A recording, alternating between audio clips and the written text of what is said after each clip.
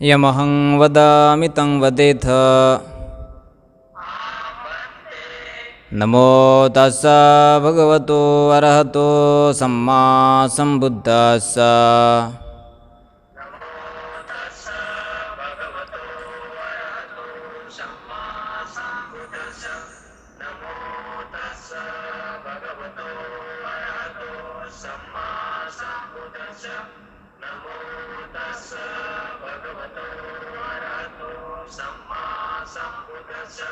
बुद्धं शरणं गच्छामि। धम्मं शरणं गच्छामि। संघं शरणं गच्छामि। द्वितीयंपि बुद्धं शरणं गच्छामि।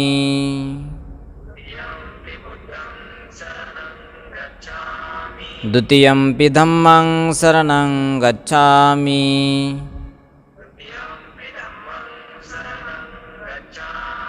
द्वितीयंपि संघं शरणं गच्छामि।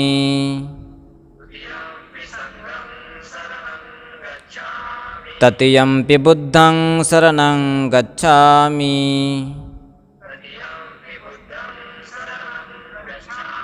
तृतीयंपि धम्मं शरणं गच्छामि।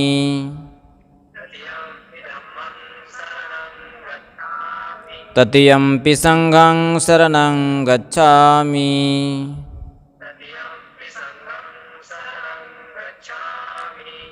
शरणगमनं सम्पूर्णं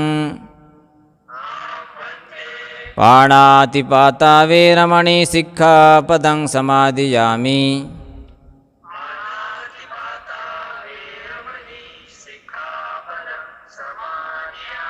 अदिन्नदाना वेरमणि सिक्खापदं समादियामि।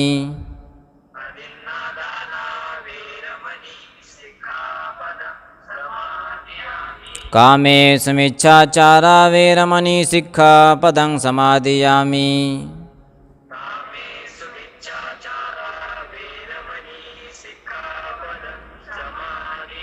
मुसावादा वेरमणि सिक्खापदं समादियामि।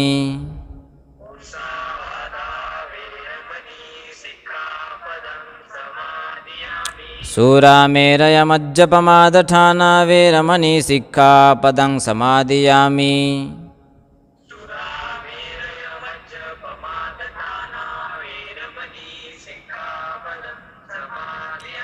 साधु साधु साधुति शरणेन सह पञ्चशीलं धम्मं साधुकं सुरक्षितं कृत्वा प्रमादेन शीलं सम्पादेथ। साधु साधु साधु।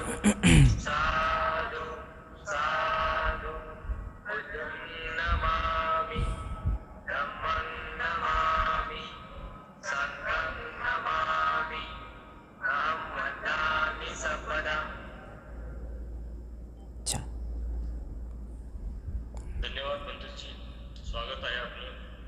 थँक्यू. आणि इतरही भिक्खूवर्ग आपल्यासोबत जुटलेला आहे.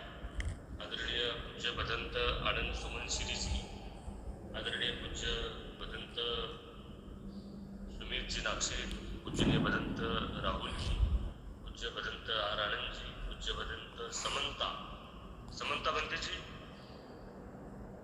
आवाज द्या. समंता बनतेजी, हॅलो, हा व्हिडिओ ऑन करा बनतेजी.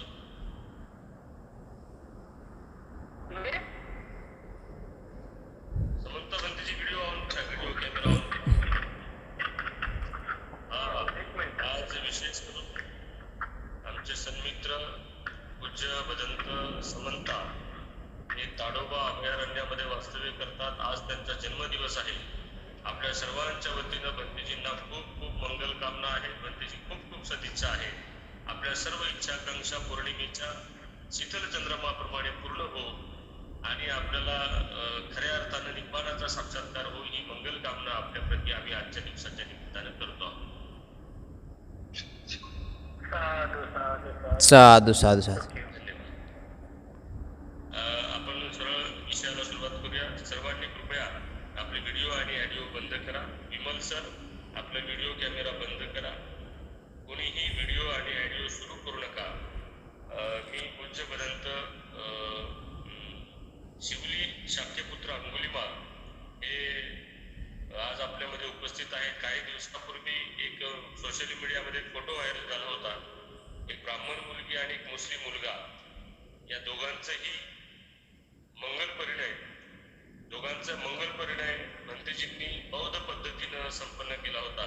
हे तेच भंतेजी आहेत ज्यांनी ही अतिशय महत्वाची घटना, ऐतिहासिक घटना भंतेजींच्या निमित्तानं आम्हाला सगळ्या महाराष्ट्र आणि देशाला अनुभवता आली. आणि हे खऱ्या अर्थानं समतेकडे जाणारं जाती निर्मूलनाचं एक मोठं पाऊल आपल्या हातून घडलेलं आहे. त्याबद्दल आपले सुद्धा अनुमोदन करतो भंतेजी. आणि आपल्याला विनंती करतो की आजच्या विषयाला आपण सुरुवात करावी. भंतेजी फार अशी शिक्षित आहेत, वेल एज्युकेटेड आहेत, तरुण आहेत, यंग आहेत, सुंदर आहेत, बोलतातही सुंदर. आणि असं हे सगळं असताना एक भिक्खू जीवन जगायचं एक मोठं आव्हान ते सोबत घेऊन चालतायत. मोठा संघर्षमय त्यांचं जीवन हे आपल्याला बघायला मिळतंय. विमल सर, तुमचा कॅमेरा ऑफ करा सर. तुम्हाला बघायचं नाही, कुणाला भंतेजींना बघायचं आहे, त्यामुळे तुमचा कॅमेरा बंद करा. विमल सर, जे उपासक आणि उपासिका आपला व्हिडिओ आणि ऑडिओ बंद करणार नाही त्यांना मी रिमूव्ह करणार आहे. त्यामुळं विमल सर, आपण अजून एकदा आपल्याला सांगतोय, आपला व्हिडिओ कॅमेरा बंद करा. विमल सर नाही का? Okay, thank you. भंतेजी, आपण आपल्या धम्मदेशीला आपण सुरुवात करावी. आपण फेसबुकला सुद्धा लाईव्ह सुरू आहात. फेसबुकला सुद्धा अनेक लोक आपल्याला बघत आहेत आणि ऐकत आहेत. भंतेजी, नमो होत आहे. साधू साधू साधू.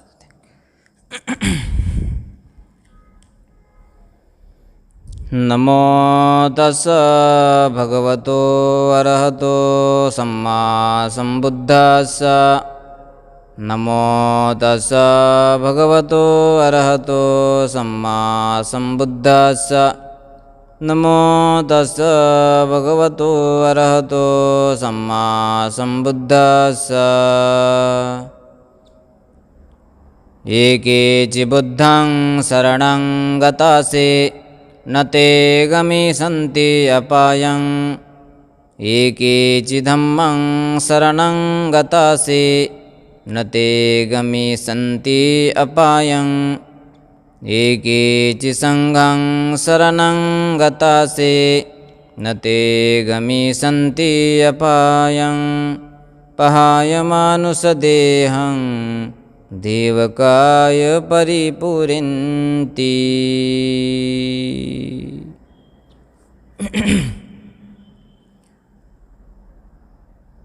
बौद्ध धम्मातील जातक आणि धम्मपद याचं आणि धम्मपद व जातक अठ्ठकथेचं महत्त्व, अठ्ठकथेचंही महत्त्व त्याच्यामध्ये अंतर्भूत आहे. हा माझा विषय आहे. मी भंते शिवली अंगुलीमाल शाक्यपुत्र, भदंत अंगुलीमाल शाक्यपुत्र महास्तवीर यांचा शिष्य. आज मला श्रावस्ती बहुउद्देशीय संस्थेनं, कोल्हापूरची संस्था आहे, त्यानं मला बोलायची संधी दिली. त्यांच्या संधीचं मी निश्चितच स्वागत करतो.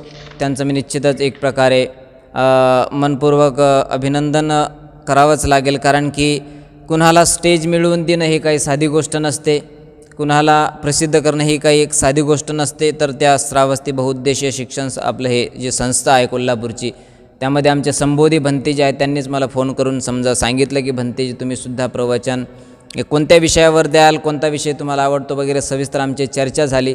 आणि मीच त्यांना हा विषय सांगितला की बौद्ध धम्मातील जातक आणि धम्मपद अठ्ठकथेचं मी महत्त्व सांगण्याचा थोडासा मी प्रयत्न करतो माझ्या परीनं.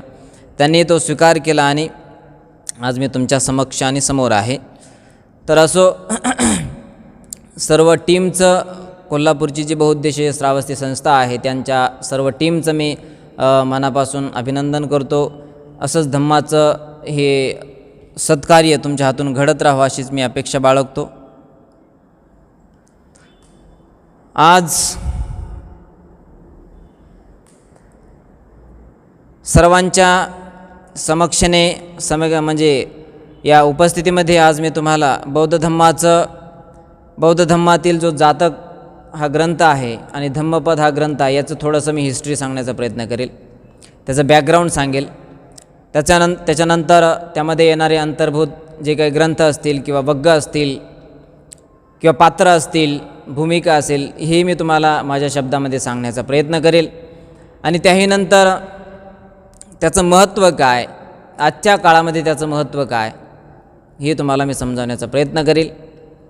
आणि जे काही तुम्हाला समजलं असेल ते तुम्ही अनुकरण करण्याचा प्रयत्न कराल अशी मी अपेक्षा करतो. प्रत्येकाच्या जीवनामध्ये उपासक उपासिका हो काही ना काही इच्छा असतात, सदिच्छा असतात. काहींना वाटतं की मी धार्मिक जीवन जगलं पाहिजे, काहींना वाटतं की मी एक चुल्ल श्रोतापन्न अवस्थेला प्राप्त झालं पाहिजे. प्रत्येकाच्या अशा इच्छा असतात, आकांक्षा असतात. बऱ्याच जणांच्या त्या पूर्ण होतात, बऱ्याच जणांच्या त्या अपूर्णही राहतात. परंतु जो माणूस ध्यान आणि धम्माच्या आधारावरती, ध्यान आणि धम्माचा आधार घेऊन तो कोणतंही अप्राप्त ध्येय असेल तो पूर्ण करण्याचा प्रयत्न करतो. ध्यान आणि धम्म हे एक असं साधन आहे, या साधनाच्या बलावरती तुम्ही असाध्य गोष्टी देखील या साधनाच्याद्वारे तुम्ही साध्य करू शकता. विपश्यना ध्यान धम्माच्या बलावरती. म्हणून मला सांगावं असं वाटतं, बरेच जण असं म्हणतात की भंतेजी विपश्यना हा एक ढोंगी प्रकार आहे, परंतु तसा प्रकार नाही. विपश्यना एक साधन मात्र आहे जे आपल्याला निर्वाणापर्यंत पोचवते. जसं एक नाव असते, जहाज असते, ते आपल्याला एका किनाऱ्यापर्यंत पोहोचवण्याचं काम करते. भवसागर पार करण्यासाठी जशी जहाज ती शिप असते ती आपल्याला मदत करते, तसंच हे एक विपश्यनायुक्त ध्यान धम्म आपल्याला या भवचक्रातून, दुःखचक्रातून, संसारचक्रातून, मायाचक्रातून, या मायाजाळातून आपल्याला काढण्यासाठी ही विपश्यना ध्यान धम्मरूपी ही शिप म्हणा, जहाज म्हणा, आपल्याला भवसागर पार करण्यासाठी मदत करते. मग मदत करताना आपल्याला काय काय आपल्याला मदतीला येतं, साधन आपल्याला काय काय मदतीला येतं. ध्यान धम्म तर आहे, परंतु धम्मामध्ये काही गोष्टी येतात. तर धम्मामध्ये येणारी गोष्ट म्हणजे जातक, म्हणजे पूर्ण त्रिपिटकच येतो धम्मामध्ये. त्रिपिटकामध्ये तर काय असेल, काय तुम्हाला तर सर्व माहितीच आहे. त्रिपिटक म्हणजे काय, तीन पेटाऱ्यांचा ग्रंथ, त्याला आपण त्रिपिटक म्हणतो. मग त्रिपिटकामध्ये काय येतं, सुत्त, विनय, अभिधम्म पिटक. सुत्त पिटकामध्ये एकूण दिग्गमजिम, संयुक्त अंगोत्तर, खुद्दक निकाय. विनय पिटकामध्ये काय काय येतं, चुल्लवग्ग, महावग्ग इत्यादी इत्यादी. त्याच्यानंतर अभिधम्म पिटकामध्ये एकूण 7 ग्रंथ येतात. धम्मसंगणी वगैरे वगैरे 7 ग्रंथ. तर प्रत्येक त्रिपिटक म्हणजे प्रत्येक त्रिपिटकातला जो भाग आहे आपल्याला काही ना काहीतरी उद्देश करून सांगितलं गेलेलं आहे. सुत्तपिटक हा जास्तीत जास्त उपासकांसाठी लाभदायक आहे. विनयपिटक हा भिक्षूंसाठी लाभदायक आहे. तर अभिधम्म पिटक हा अरहंत पदापर्यंत किंवा अरहंत फल किंवा अरहंत मार्गस्थ झालेल्या माणसांसाठी अतिशय उपयोगी आहे, किंवा त्यांनाच तो समजू शकतो जे धम्मामध्ये वरिष्ठ आहेत, ज्येष्ठ आहेत, सिनियर आहेत. आता या धम्माचा उपयोग करून धम्माच्या या आधारावरती आपण हे समजू शकतो की आपण कोणत्या स्टेजपर्यंत आहोत, आपण कुठपर्यंत पोहोचणार आहोत, आपली भविष्यामध्ये सद्गती होईल की भविष्यामध्ये दुर्गती होईल, भविष्यामध्ये आपण मैत्रेय बुद्धापर्यंत जाऊ शकतो का, किंवा भविष्यामध्ये आपण नरक योनीमध्ये जाऊ शकतो का, किंवा कोणती योनी आपल्याला प्राप्ती होईल, हे आपल्याला धम्माच्या बलावरती माहिती कळते, त्यावरती आपल्याला समजतं. सांगायचं तात्पर्य हे आहे की जातक आणि धम्मपद अट्टकथा हे त्रिपिटकातलेच एक ग्रंथ आहेत. मी जे तुम्हाला आत्ता जे सांगितलं की त्रिपिटक, सुत्त, विनय, अभिधम्म, त्यातलाच सुत्तपिटकातला हा एक प्रकार आहे. सुत्तपिटकामध्ये एकूण 5 ग्रंथ, त्यापैकी खुद्दक निकाय हा 5वा ग्रंथ. त्या खुद्दक पिटकामध्ये एकूण 15 ग्रंथ आहेत. आणि दुसरा ग्रंथ म्हणजे धम्मपद आहे. आणि 10वा ग्रंथ म्हणजे जातक अट्टकथा आहे. धम्मपदाच्या अट्टकथेला धम्मपद अट्टकथा म्हणतात, जी बुद्धघोष आचार्यांनी लिहिली. आणि जो 10वा ग्रंथ आहे त्या जातकाच्या कथेला जातक अट्टकथा म्हणतात. ते देखील त्याचं हिंदी ट्रान्सलेशन आमचे आनंद कौशल्यान भंतेजी त्यांनी देखील केलं. त्यानंतर हिंदी ट्रान्सलेशन बऱ्याच भंतेजींनी ते संक्षिप्तमध्ये केलेलं आहे. द्वारकादास शास्त्रीनं देखील केलेलं आहे. द्वारकादास शास्त्रीनं धम्मपदाचं ट्रान्सलेशन देखील केलेलं आहे, असं महत्कार्य केलेलं आहे. धम्मपदाची अट्टकथा आणि जातक अट्टकथा हा खूप मोठा ग्रंथ आहे. धम्मपदाची अट्टकथा पूर्ण एकूण 2500 पेजेसचा तो एक ग्रंथ आहे आणि जातक अट्टकथेचा ग्रंथ हा 3000 पेजच्या जवळपास येतो. म्हणजे इतके मोठाले ग्रंथ जे आपल्याला फक्त दिसायला मोठाले नाहीत, तर ते आपल्याला एक प्रकारे एक धार्मिक वाट दाखवणारे, एक धम्माची वाट दाखवणारे, सुगतीपर्यंत नेऊन पोहोचवणारे ते ग्रंथ आहेत. जसं तुम्ही ऐकून असाल की हिंदू धर्मामध्ये याला महत्त्व आहे, गीतेला महत्त्व आहे, भगवद्गीतेला म्हणल्या जातं, त्याला कंठस्थ केल्या जातं. पूर्ण 18 अध्याय त्याचे बहुतेक.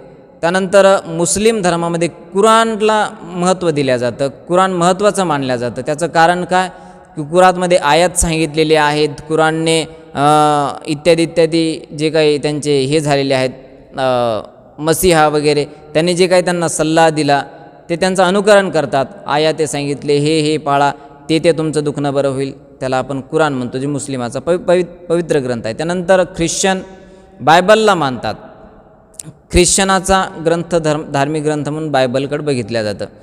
बायबलमध्ये देखील येशू ख्रिस्तान हेच सांगितलेलं आहे सविस्तरपैकी की जेही कोणी अज्ञ दुर्बल त्यांना एक प्रकारे सबल करण्याचं काम, मैत्री, करुणा, बुद्धिता, जो बुद्धाचा तत्कालीन उपदेश तेच त्यांनी पेरण्याचा प्रयत्न केला त्या बायबलच्या माध्यमातून. आणि आता बौद्धांचा पवित्र ग्रंथ म्हणून कशाकडे पाहायचं? बौद्धांचा पवित्र ग्रंथ म्हणून आपण धम्मपदालाही म्हणू शकतो. बौद्धांचा पवित्र धम्मग्रंथ म्हणून बरेच जण असे म्हणतात. मी बऱ्याच जणांना विचारलं की बौद्धांचा पवित्र धर्मग्रंथ कोणता, तर त्याने सांगितलं की बुद्ध अँड इज धम्मा. ठीक आहे, बरं. बऱ्याच जणांना असं विचारलं की बौद्धांचा पवित्र धर्मग्रंथ कोणता, तर ते म्हणतात की धम्मपद. आणि त्याही पुढे जाऊन बौद्धांचा पवित्र धम्मग्रंथ कोणता, तर एकाचं उत्तर आलं की त्रिपिटक. खरं तर बौद्धांचा पवित्र धर्मग्रंथ हा त्रिपिटक म्हणणं योग्य आहे, कारण त्रिपिटकामध्ये धम्मपदही येतं, जातकही येतं, आणि त्रिपिटकामध्येच म्हणजे त्रिपिटकाचा पूर्ण सार बाबासाहेबांनी त्या बुद्ध अँड इज धम्मामध्ये टाकलेला आहे. म्हणजे याचा अर्थ असा होतो की आपण जर आपल्याला कोणी विचारलं की बाबा बौद्धांचा पवित्र धर्मग्रंथ कोणता, तर आपण त्रिपिटक म्हटलं पाहिजे.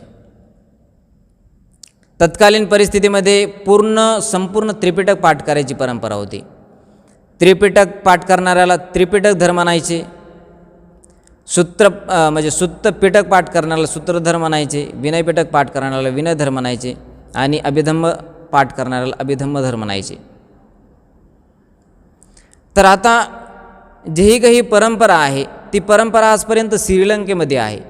श्रीलंकेमध्ये जेही कोणी भिक्षू असतील त्यांना जर दीक्षा घ्यायची असेल किंवा उपसंपदा घ्यायची असेल, ती परंपरा खरं तर भारतामध्ये देखील पाहिजे, म्हणजे जेणेकरून आम्हाला देखील पूर्ण धम्मपद कंठाग्र होईल, कंठस्थ होईल.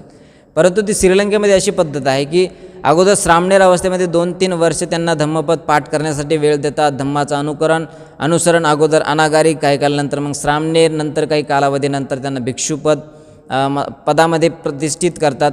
त्याच्या अगोदर त्यांचं धम्मपद कंठस्थ आहे की नाही ते बघतात. सर्व त्यांची टीम बसते उपसंपदेच्या वेळेस बहुतेक, आणि त्यांना उपसंपदेच्या वेळेस पूर्ण जर धम्मपद कंठाग्र असेल, मुखोद्गत असेल, तर त्यांना उपसंपदा दिल्या जाते, नसतानाही. अशी श्रीलंकेमध्ये पद्धत आहे. म्हणजे ही पद्धत तब्बल बुद्धाच्या काळापासून, म्हणजे जोही काही हीनयान पाळणारा देश आहे त्यामध्ये आहे श्रीलंका आहे, म्यानमार आहे, आमचा हे आहे थायलंडसुद्धा आहे. बरेच असे जे एशियाटिक म्हणजे सौदर्न देश आहेत त्या देशांमध्ये हीनयानिझम जे पाळतात त्यामध्ये धम्मपद हा फेमस ग्रंथ आहे. आणि याचं अजून एक महत्त्व सांगायचं म्हणजे आमचे आनंद कौशल्यांजी ते सुद्धा काय म्हणतात धम्मपदाबद्दल, यदि एशिया खंड में कभी कोई एशिया खंड में अविनाशी ग्रंथ की उत्पत्ति हुई है तो वह धम्मपद है. धम्मपद आशिया खंडामध्येच नाही तर विश्वखंडामध्ये, या सप्तखंडामध्ये जर अविनाशी ग्रंथ जर कोणता असेल तर तो धम्मपद ग्रंथ आहे. म्हणून धम्मपद हा बौद्धांचा एक पवित्र ग्रंथ आहे. जसं मी हिंदूमध्ये सांगितलं की याला म्हटलं जातं भगवद्गीतेला, मुसलमानांमध्ये कुराणला, ख्रिश्चनांमध्ये बायबलला, तसंच बौद्धांमध्ये पवित्र स्थान त्रिपिटकाला आहेच, त्रिपिटक हा धर्मग्रंथ आहेच, परंतु त्याचाही एक सार ग्रंथ म्हणून धम्मपदाकडे पाहिलं जातं. धम्मपद तुम्हाला दिसणारा फार छोटा ग्रंथ आहे. तुम्हाला वाटेल की धम्मपद एवढूसा ग्रंथ आहे, त्याच्यामध्ये 26 वग्ग आहे, 423 गाथा आहेत, एवढूसा ग्रंथ, त्याच्यामध्ये एवढं काही फक्त साररूपी ग्रंथ सांगितले आणि त्याच्यामध्ये एवढं काय असं बरंच काही म्हणजे विस्तृत वर्णन नाही. परंतु ज्यावेळेस तुम्ही धम्मपद हे वाचाल आणि धम्मपदाची अठ्ठकथा वाचाल त्यावेळेस तुम्हाला समजेल की धम्मपद किती महत्त्वाचं आहे. जातक आणि जातकाची अठ्ठकथा जेव्हा तुम्ही वाचाल त्यावेळेस तुम्हाला जातकाचं महत्त्व समजेल. त्यावेळेस ते 3000 पानं काय असतात किंवा 2500चा तो धम्मपद तो पेजेस आहे त्याचे ते काय आहे हे तुम्हाला समजेल. असंच नाही समजदार. बरेच जण असं म्हणतात की धम्मपद जर बौद्धांचं धम्मपद म्हणजे धम्मग्रंथ असेल तर मग त्रिपिटक आम्ही मानणार नाही. एक उपासक भेटला होता मला की भंतेजी सगळं काही धम्मपदामध्ये आलेलं आहे, त्रिपिटकाचा सारही धम्मपदामध्ये आलेला आहे, मग त्रिपिटकाचं एवढं काही महत्त्व नाही. परंतु त्रिपिटकाचं महत्त्व त्यामुळे आहे ज्यामध्ये सुत्त आहे, पूर्ण विनय आहे, पूर्ण अभिधम्म आहे. परंतु सगळं काही एवढं धम्मपदामध्ये नाही. जेवढं काही साररूपी आहे सांगायचं बुद्धाला जेवढं काही आहे ते धम्मपदामध्ये पूर्ण आहे. त्रिपिटक तर धम्मग्रंथ आहे, परंतु धम्मपद यासाठी महत्त्वपूर्ण आहे की जेणेकरून माणसाला जी वाट पाहिजे, बुद्ध म्हणतात माणसाचं प्रमुख ध्येय काय असलं पाहिजे जीवनामध्ये, तर निर्वाण प्राप्त असलं पाहिजे. तर तुम्हाला धम्मपद आणि धम्मपदाची अठ्ठकथा वाचून तो निर्वाणपद मिळण्यासाठी हे अतिशय उपयोगी, अतिशय लाभदायक आणि अलभ्य लाभ देणारा तुम्हाला धम्मपद ग्रंथ आहे. बऱ्याच जणांनी त्यापैकी वाचलेलं असेल की धम्मपदामध्ये यमक वग्ग आहे, अपमाद वग्ग आहे, चित्तवग्ग, पुप्पवग्ग, पंडित वग्ग, अरंत वग्ग, सहस्स वग्ग, दंड वग्ग, जरा वग्ग, अत्तवग्ग, लोकवग्ग, बुद्धवग्ग, तन्ना वग्ग, त्याच्यानंतर ब्राह्मण वग्ग, भिक्खू वग्ग इत्यादी इत्यादी वग्ग आहेत जे 1 ते 26 पर्यंत आहेत. तुम्हाला अतिशय छोटे 1 दिवसामध्ये वाचल्या जाणारा ग्रंथ म्हणजे धम्मपद, परंतु आयुष्यभर त्याचा सार ग्रंथ समजायला आपल्याला वेळ लागतो. 1 दिवसामध्ये जर तुम्ही ग्रंथ वाचत असाल परंतु त्याचा तुम्हाला सार कळायला अख्खं आयुष्य लागत असेल म्हणजे आयुष्यही पूर्ण पडणार नाही, अपुरं पडतं. एवढा हा महाग्रंथ आहे. धम्मपदाच्या अठ्ठकथेचं महत्त्व यावून आपण लक्षात घेतलं पाहिजे की भगवंत हे त्यामध्ये एक प्रमुख भूमिका निभावणारे आहेत आणि कित्येक भिक्षुनी, कित्येक उपासक, कित्येक उपासिका उद्देशून भगवंताने त्यांना गाथा म्हटलेली आहे. म्हणजे कित्येक असे उपासक वर्ग आहेत जे भगवंताच्या वाणीने लाभान्वित झाले आणि कित्येक लोक ज्याप्रमाणे भगवान बुद्ध म्हणजे सुत्त पिटकामध्ये आपण जागोजागी वाचतो की बुद्ध ज्यावेळेस उपदेश करतात, उपदेशाच्या शेवटी इतके लोक अरंत झाले, इतके लोक समापत्तीमध्ये प्रतिष्ठित झाले, चुल्ल श्रोतापन्न झाले, सकादागामी झाले, अनागामी झाले, अरंतपदापर्यंत पोहोचले. तसं धम्मपदाच्या अठ्ठकथेमध्ये शेवटी देखील ते येतं की भगवंताची ही अठ्ठकथा ऐकून इतक्या लोकांना त्याचा लाभ झाला. काही लोकांना धम्मलाभ झाला, काही लोक चुल्ल श्रोतापन्न झाले, काही लोक सकादागामी, अनागामी, अरहंतपदापर्यंत पोहोचले. आणि अरहंतपदापर्यंत पोहोचलेला माणूस एकतर भिक्षू बनतो आणि अरहंतपदापर्यंत पोहोचलेला माणूस जर भिक्षू नाही बनला तर त्याचं मरण होतं म्हणतात लवकरात लवकर, भिक्षू नाही बनल्यानंतर. अशी ती एक कथा आहे, धम्मपदातलीच एक ती कथा आहे.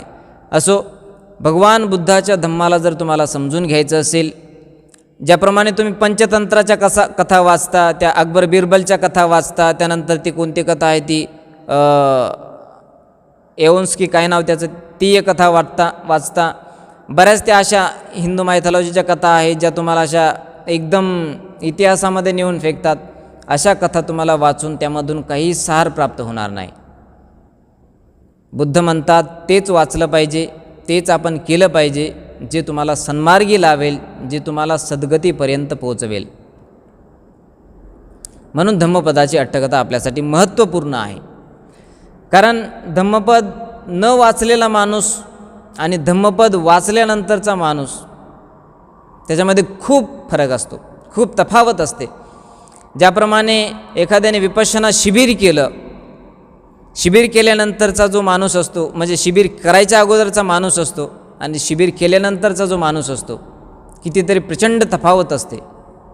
तसंच धम्मपद हा एक असा ग्रंथ आहे जो माणसाला कुमार्गाकडून सन्मार्गाकडे लावतो.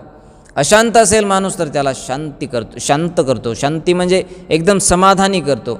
एखादा असहिष्णू माणूस असेल तर त्याला सहिष्णू करण्याची पात्रता आमच्या या धम्मपदामध्ये आहे, धम्मपदाच्या अठ्ठकथेमध्ये आहे. एखादा बंडखोर असेल तर त्याला संयमी कसं करायचं हे धम्मपदामध्ये पूर्णतः शिकवणूक दिलेली आहे.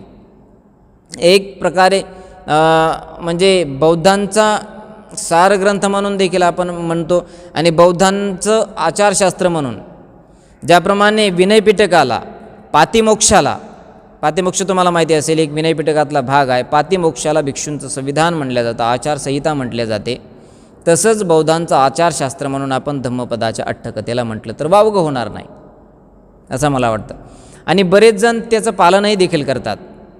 आणि आमचा भिक्षुसंघही बऱ्याचदा, भिक्षुसंघ जिथे कुठे प्रवचन असतं, जिथे कुठे एखादा विधी असतो किंवा एखादा काही कार्यक्रम असेल तर त्या कार्यक्रमामध्ये हमखास एखादा भंतेजी तरी त्या ठिकाणी धम्मपदाची अठ्ठकथा तरी सांगेल. मग त्या चक्षुपालची स्थविरची त्या कथा असो, की मठ्ठकुंडलीची कथा असो, की थुलतिस्साची कथा असो, की त्या नंदस्थविराची कथा असो, की सारीपुत्र महामोगल्यांची कथा असो, त्याच्यामध्ये भरपूर अशा कथा आहेत. नाहीतर मग एखादा भंतेजी धम्मपदाची अठ्ठकथा सांगतो, नाहीतर जातकाची अठ्ठकथा सांगतो. मग व्याघ्र जातक असेल किंवा ते शिवी जातकाची कथा असेल. शिवी जातक तुम्हाला माहिती असेल, शिवी जातक ज्या राजाने स्वतःचे डोळे देखील दान दिले आणि त्याच्या पूर्ण पुण्यकर्माने त्याला परत दिव्य चक्षुचा लाभ झाला, म्हणजे त्याचे पूर्ण चक्षु परत आले. म्हणजे इथपर्यंत जातकच्या अठ्ठकथेमध्ये सविस्तर माहिती दिलेली आहे. आणि धम्मपदाच्या अठ्ठकथेमध्ये देखील हेच आहे. जेही कोणी पुनर्जन्माला मानणारे न मानणारे, हा जो संघर्ष चालत आलेला आहे बौद्ध धर्मामध्ये आजही तो आहे. मी ज्या ठिकाणी पुनर्जन्माचा उच्चार करतो त्या ठिकाणी बरेच जण बौद्ध असं म्हणतात की पुनर्जन्म बौद्धाने मानलेला नाही, बाबासाहेबांनी देखील नाकारलेला आहे. पुनर्जन्म तुम्ही म्हणू नका, पुनर्जन्म कोणाचा, कशाचा, इत्यादी इत्यादी बरंच ते आम्हाला सांगत बसतात.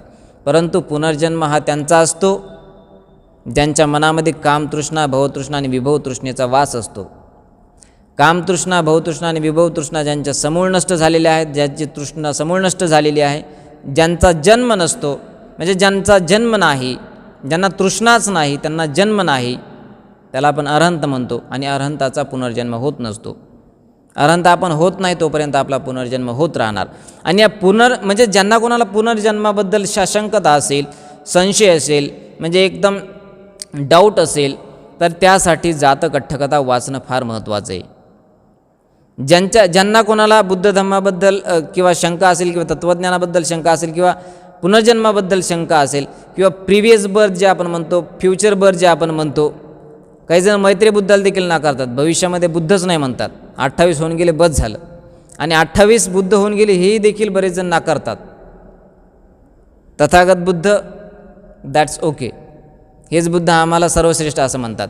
परंतु ज्यांच्या मनामध्ये असे पुनर्जन्माबद्दलचे विचार असतात, पाश्चात्य बर्थ काय असतो, पाश्चात्य जन्म आम्हाला माहिती नाही, किंवा भविष्यामध्ये आम्ही कशामध्ये जन्मणार हे ज्यांना माहिती नाही, किंवा ज्यांच्या मनामध्ये रिबर्थची जी ही असते cycle, birth and death cycle, ज्यांच्या मनामध्ये याच्याबद्दल शंका असतील, त्यांनी धम्मपदाचं वाचन केलं पाहिजे. त्यांनी धम्मपद अठ्ठकथेचं वाचन केलं पाहिजे. धम्मपदामध्ये सविस्तर गाथा अर्थ दिलेला आहे.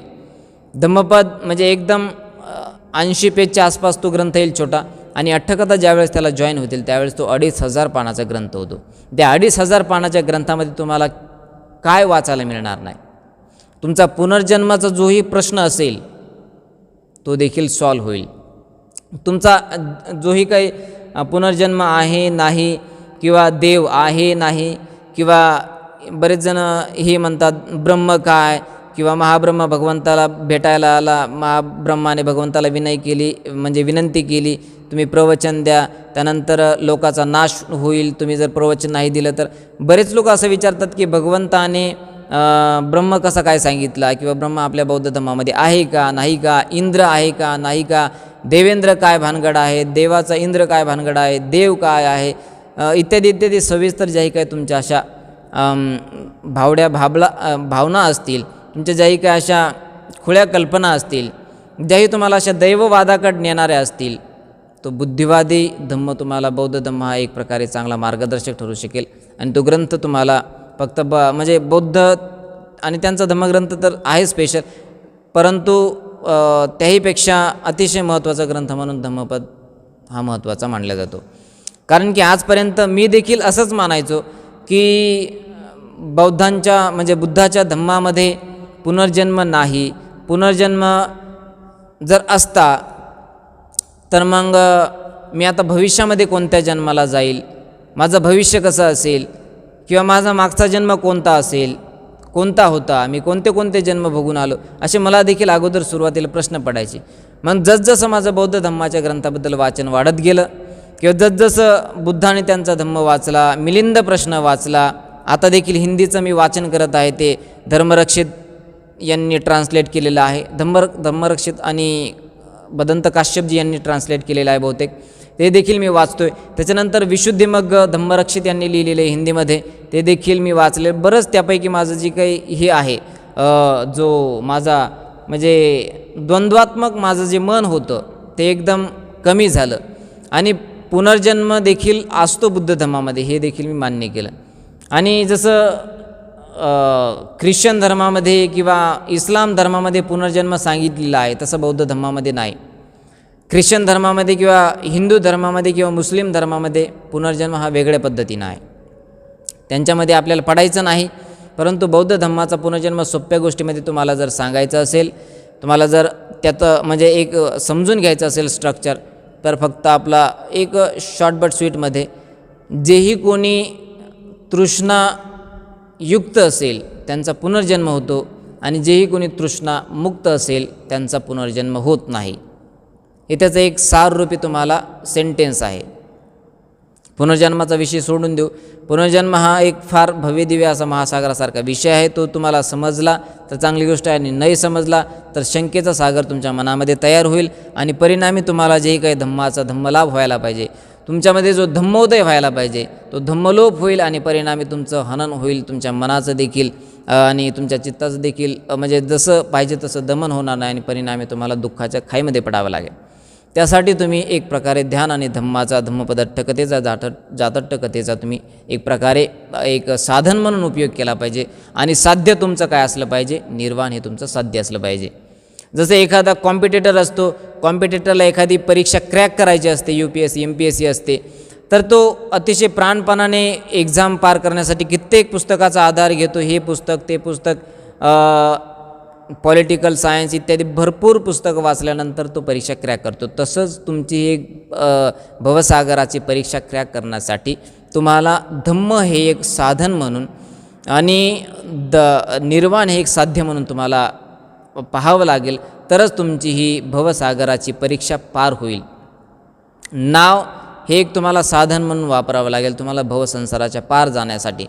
बरेचदा असं होतं की लोक असं म्हणतात की भंतेजी, बुद्धाने जेही काही आम्हाला तत्त्वज्ञान रूपाने जे काही सांगितलं ते बरेच लोक नाकारतात.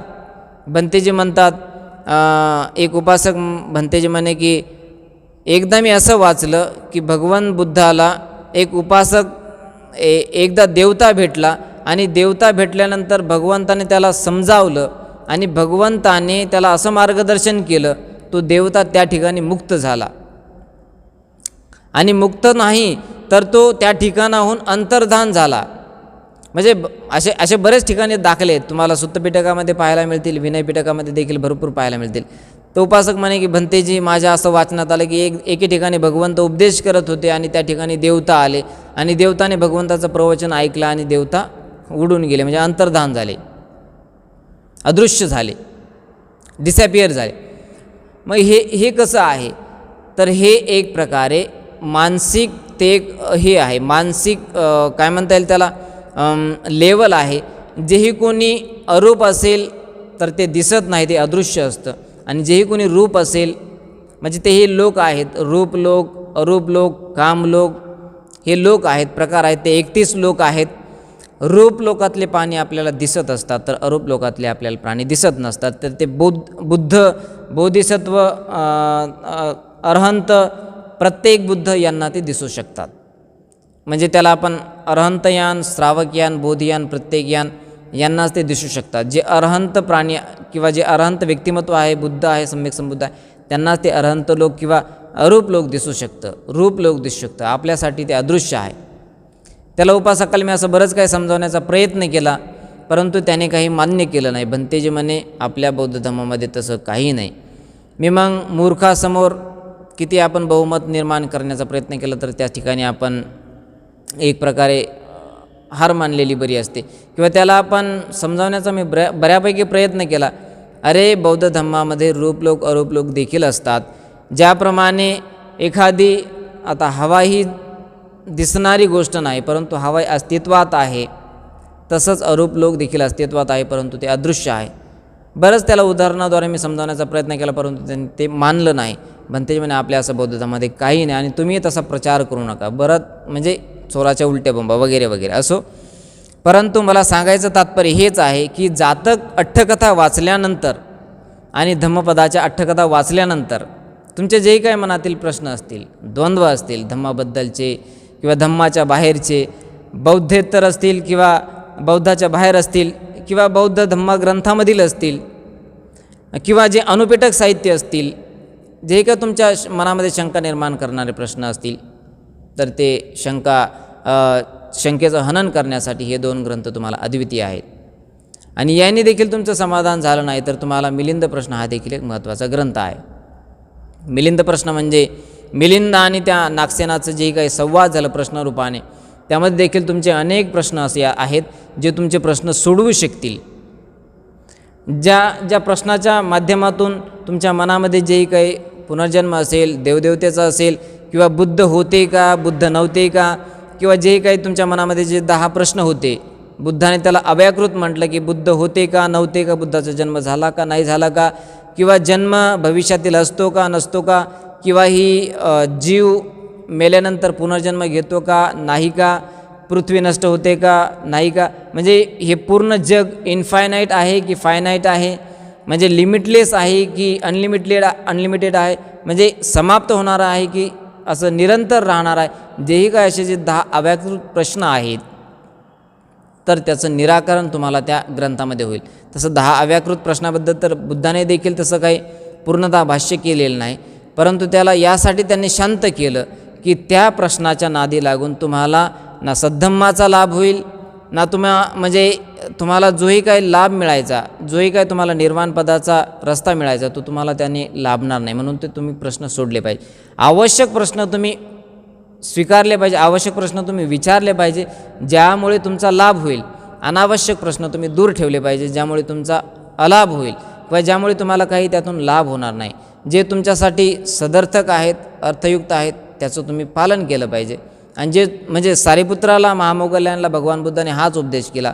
असारे सारमतीनो सारे असारदसिनो वगैरे वगैरे जे काही एक गाथा आहे, सारीपुत्र आणि महामोगल्यांना भगवान बुद्ध म्हणतात जेही काही सार आहे त्याला तुम्ही ग्रहण केलं पाहिजे, आणि जेही काही निस्सार आहे, असार आहे, मिनिंगलेस आहे, जे काही मिनिंगलेस आहे त्याला तुम्ही धिक्कारलं पाहिजे. हे तुमच्यामध्ये ते बल असलं पाहिजे. धम्माचा स्वीकार कशा पद्धतीने करायचा, आणि जेही काही धम्मामध्ये तुम्हाला रुचलं पचलं नसेल त्याला तुम्ही अस्वीकार करा. आणि जे तुम्ही अस्वीकार केलं आज, त्याचा देखील भविष्यामध्ये तुम्हाला स्वीकार करावा लागेल. त्याचं कारण काय? कारण की तोपर्यंत तुमची धम्माची उंची देखील वाढलेली असेल, धम्म तुम्हाला समजायला देखील तशी एक संधी मिळालेली असेल, तसं तुम्हाला वेळ मिळालेला असेल. कारण एकदा मी एक वाक्य वाचलं की धम्म जर समजला तर माणसाला वेड लावतो, आणि जर धम्म समजला नाही तर माणसाला एक दुर्गतीला त्या माणसाला पोहोचावं लागतं. जसं की आमच्या देवदत्तासोबत झालं की देवदत्ताला धम्म समजला नाही, त्याला अधर्म समजला, परिणामी तो बुद्धाला कित्येकदा मारण्याचा प्रयत्न केला, हत्ती सोडला, कित्येकदा त्याने ते अजातशत्रूचे सैनिक सोडले, त्या पहाडावरती जाऊन गिद्रकुटाचा दगड सोडला. म्हणजे भगवंताच्या सोबत त्याने अधर्म केला, आणि शेवटी भगवंताच्या प्रत्यक्ष समोर येऊन थोडंसं बाजूलाच, म्हणजे भगवंताच्या अदृश्य नजरेआड भगवंत नरकामध्ये गेला. म्हणजे अधर्माचं जो माणूस पालन करतो त्याला नरक योनी बुद्ध म्हणतात, आणि जो धम्माचं पालन करतो त्याला एक प्रकारे सद्गती प्राप्त होते. म्हणजे आता स्वर्ग नर्क, म्हणजे आता एक वाक्य मी असंही देखील वाचलं की बाबा स्वर्ग कोणी पाहिला नाही आणि नरक देखील पाहिला नाही. मग ह्या कल्पना कोणी काढल्या? ह्या एक मानसिक कल्पना आहेत. मानसिक यात एक एक काय म्हणता येईल, मानसिक तुम्हाला ज्या अदृश्य गोष्टी आहेत, प्रॉब्लेम आहे का काही, ज्या मानसिक गोष्टी असतात त्या अशा तुम्हाला लवकरात लवकर समजतील अशी आपण अपेक्षा करणं म्हणजे फार चुकीचं आहे. तुम्हाला त्यासाठी प्रचंड वाचन करावं लागेल, प्रचंड तुम्हाला ध्यान करावं लागेल, तरच ते तुम्हाला समजेल. जसं तुम्ही ध्यान कराल, धम्माचं अनुसरण कराल, तसंच तुम्हाला त्याचं परफेक्ट पद्धतीनं माहिती होत राहील. एक तुम्हाला मी जातकाची आणि धम्मपदाची अठ्ठकथा सांगण्याचा मी माझा थोडासा प्रयत्न करतो. त्यातूनही तुम्हाला काही धम्मपदाच्या आणि जातकाच्या अठ्ठकथेचं महत्त्व तुम्हाला समजण्यासाठी ते एक प्रेरणादायक होईल. एकदा शिवीराजा असेल त्याची कथा आणि व्यसंतर जातक हे दोन मला जातक खूप आवडतात. शिवीराजाची ती दान पारमिता पाहून मनाला हेलावून टाकणारी ती कथा आहे. शिवीराजाला एक देवपुत्र देवेंद्र एक रूप घेऊन येतो, अतिशय गरिबाचं रूप घेऊन येतो, आणि राजा तुझे मला डोळे सुंदर दिसतात, तुझे मला डोळे दान दे वगैरे वगैरे काही असं प्रशंसा करून, की जर तू सगळंच काही दान दिलं तर डोळेही कशाला ठेवतोस, डोळेही दान दे. आणि शिवीराजाने काही न विचार करता धम्मचिंतनाने त्याने डोळे देखील काढून दिले, आणि परिणामी त्याचं पुण्य एवढं जास्त होतं की त्याला परत त्या डोळ्याचा, म्हणजे त्याचे डोळे तर संपले परंतु त्याला दिव्यचक्षुचा लाभ झाला. म्हणजे यातून तुम्हाला हे समजलं असेल की त्याने एका माणसाच्या लाभासाठी आपले डोळे दान दिले. धम्मपदाच्या आणि जातकाच्या अठ्ठकथेमध्ये 10 पारमिता सांगितलेल्या, दानंच शीलंच निखम्मं फन्या विरयन पंचमं खंती सच्च अधिष्ठान मैत्री उपेक्षाच दस्समं. दान, शील, नैष्कर्म्य, वीर्य, शांती, सत्य, अधिष्ठान, मैत्री, उपेक्षा ह्या ज्या 10 पारमिता आहेत त्यापैकी त्या शिवीराजाची ती दान पारमिता होती. त्याने डोळे दान दिले आणि परिणाम त्याचं पुण्यबल एवढं होतं, त्याचे डोळे परत आले, आणि त्याचे डोळे फक्त डोळेच नाही आले तर त्याच्यासोबत दिव्यचक्षु देखील आले. हजारो 100 योजनपर्यंत तो पाहू देखील शकत होता, इतकी त्याला दिव्यदृष्टी प्राप्त झाली, दिव्यचक्षु प्राप्त झाले. हे एक मला सारूपी तुम्हाला मी सांगितलं. त्यानंतर वेसंतर जातक देखील, वेसंतर जातकाचा मिलिंद प्रश्नामध्ये देखील एक संदर्भ आलेला आहे. राजा म्हणतो की भंतेजी, भगवंताने तर 8च कारणं सांगितलेत की जे पृथ्वीला हलवणारे आहेत, किंवा पृथ्वी म्हणजे पृथ्वीवर भूकंप येण्याचे 8 कारणं आहेत, आणि मिलिंद प्रश्नामध्ये तर 9वं कारण असं आहे की वेसंतर राजकाने एवढं दान दिलं, त्याची मुलगा, मुलगी, सहपत्नी, ती मैत्रिका, गार्गी वगैरे सगळे दान दिले, आणि शेवटी स्वतःही सेवक झाला दुसऱ्याचा, राजा असताना देखील, म्हणजे सर्वस्व दान दिलं. त्याला आपण परमार्थ दान पारमिता म्हणतो, बौद्ध धर्मामध्ये त्याला परमार्थ पारमिता म्हणतात. ते सगळं त्याने दान दिलं आणि पृथ्वी कंप पावली. बुद्ध काय म्हणतात की बुद्धाचा जन्म झाला, बोधिसत्वाचा जन्म झाला, किंवा बोधिसत्व गर्भावस्थेमध्ये कुशीत गेले, किंवा बुद्धत्वाचा लाभ झाला, किंवा बुद्धत्व मरणाची घोषणा करतात ज्यावेळेस वैशालीला भगवंताने घोषणा केली होती. त्यानंतर बुद्धत्व म्हणजे बुद्ध जेव्हा महापरिनिर्वाण शय्येवरती पोहोचतात किंवा पोहोचलेले असतात, अशा या 7 ते 8 कारणामुळे पृथ्वीचा कंप होतो. परंतु वेसंतर त्या राजाने एवढं मोठं दान दिलं आणि त्याने देखील धरणीकंप झाला, हे 9वं कारण. त्यावेळेस ते नागसेन भंतेजी म्हणतात ते एक त्याच्या पुण्याचं कारण होतं.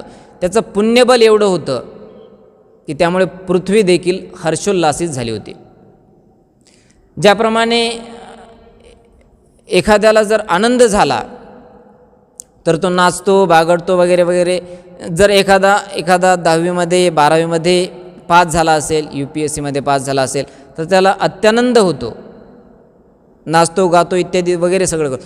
तसंच त्या वेसंतर राजाचं एवढं पुण्य होतं, त्या पुण्याच्या बलाने, त्याच्या त्या दान पारमितेच्या बलाने पृथ्वी देखील हर्षोल्लासित झाली होती, म्हणून पृथ्वीचा कंप झाला होता. हे एक साररूपी मी तुम्हाला सांगितलं. या दोन्ही जातक अतिशय सुंदर आहेत, तुम्ही त्या वाचल्या पाहिजे, जेणेकरून तुम्हाला यातून तुम्हाला जे का तुमच्या मनातील प्रश्न असतील ते तुम्हाला समजण्यासाठी ते मदत करतील. काहींना बऱ्याचदा प्रश्न असतात की भंतेजी हे बौद्ध धर्मामध्ये नाही, भंतेजी हे बौद्ध धर्मामध्ये आहे, भंतेजी ते बौद्ध धर्मामध्ये कसं काय आहे, किंवा हे तर आपल्या बौद्ध धर्मामध्ये सांगितलं नाही. ज्यांच्या मनामध्ये असे धम्माबद्दलचे सद्धम्माबद्दलचे प्रश्न येतात त्यांच्यासाठी हे एक चांगली कथा आहे. शिवीराजाची कथा असेल, आमच्या त्या वेसंतर जातकाची कथा असेल, किंवा धम्मपदाच्या प्रत्येक कथा असेल, त्या तुमच्यासाठी अतिशय एक फोन येऊ लागला मला, 1 मिनिट. अतिशय त्या लाभदायक आहे. आणि बरेचदा असेही उपासक काही भेटतात की भंतेजी आम्हाला जातकाच्या अट्टकथा वाचायला द्या. मी 1-2 जणाला जातकाच्या अट्टकथा वाचायला दिल्या आणि त्यांचे त्यावेळेस मी प्रत्युत्तर ऐकले, तर त्यांचे असे प्रत्युत्तर होते, भंतेजी आम्ही अगोदर मी जे आता जे सांगितलं तुम्हाला की म्हणजे पुनर्जन्म न मानणारे, बौद्ध धर्मावर विश्वास न ठेवणारे, बाबासाहेब हे सर्वस्व मानणारे, बुद्ध बाबासाहेबांचे गुरु होते, हे देखील काही उपासक नाकारतात. अशा काही बऱ्याच संघटना आहेत आपल्यात ज्या अशा असो, ज्यांचे असे काही सद्धम्माबद्दलचे प्रश्न होते, ज्यांना मी धम्मपदाची अट्टकथा किंवा जातकाची अट्टकथा वाचायला दिली, म्हणजे वाचण्याच्या अगोदर त्यांचे प्रश्न वेगळे होते, ते सगळे प्रश्न मला सॉल्व झाल्यानंतर भंतेजी म्हणतात, भंतेजी तुम्ही हा ग्रंथ मला अतिशय चांगला दिला ग्रंथ, अतिशय हितोपदेश सांगणारा हा ग्रंथ आहे, अतिशय हितकारी आहे, बहुजन हितार्थ आणि बहुजन सुखार्थ आहे, बहुजन हितासाठी आणि बहुजन सुखासाठी हा ग्रंथ अतिशय लाभदायक आहे.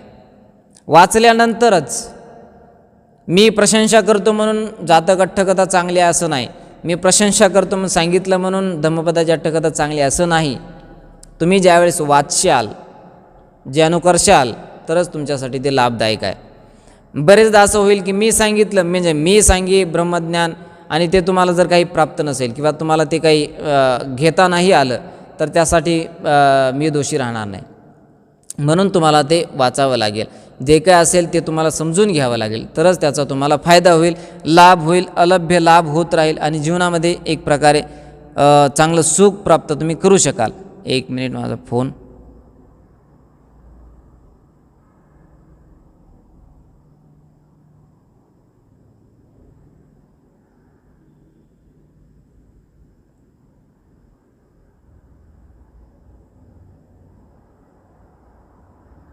एक मिनिट.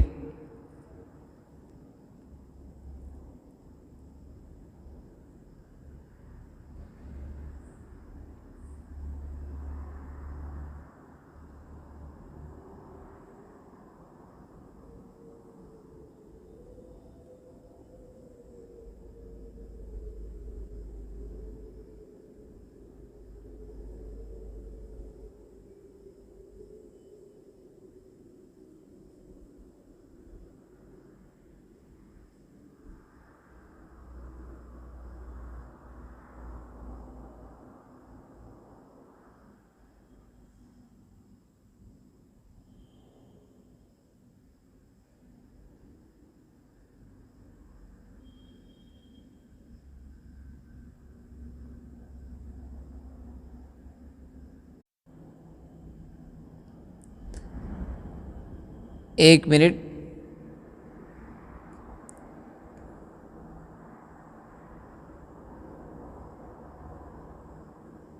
लाईव्ह बंद पडलं ते फोन आल्यामुळं.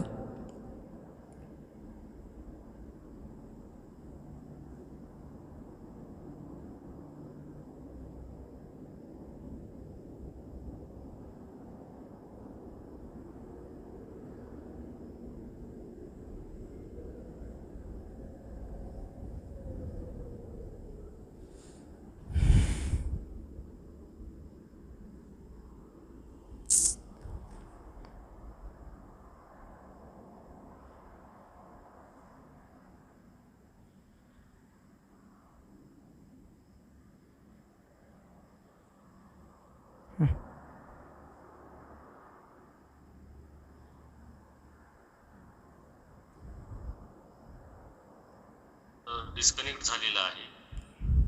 जॉईन होत आहेत. मी त्यांना फेसबुकवरती लाईव्ह बघतोय, ते जॉईन करतायत. त्यामुळं हे थांबलेलं आहे. ते जॉईन होत आहेत. मी हां झालो, जॉईन झालो. हॅलो. हा बघतेच. हां बोला बोला. तर मी तुम्हाला त्या शिवी जातक आणि त्या आपल्या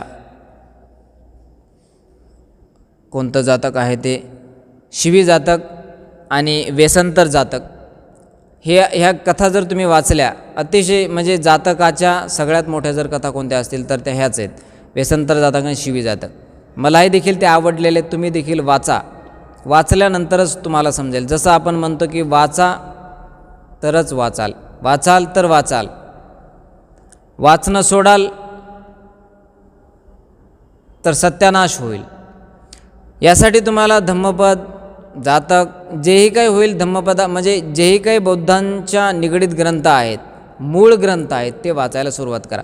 बरेचदा काय होतं उपासकांना की मिसगाईड केल्या जातं की भंतेजींनी आम्हाला हा ग्रंथ वाचायला सांगितला, उपासकांनी त्या ग्रंथाची प्रशंसा केली, ते ग्रंथ वाचायला सांगितले, त्या भंतीनं आम्हाला हा ग्रंथ वाचायला सांगितला, आम्हाला त्या भंतेजींनी या उपासकांनी बुद्धाने त्यांचा धम्मग्रंथ वाचायला सांगितला, मिलिंद प्रश्न वाचायला सांगितला.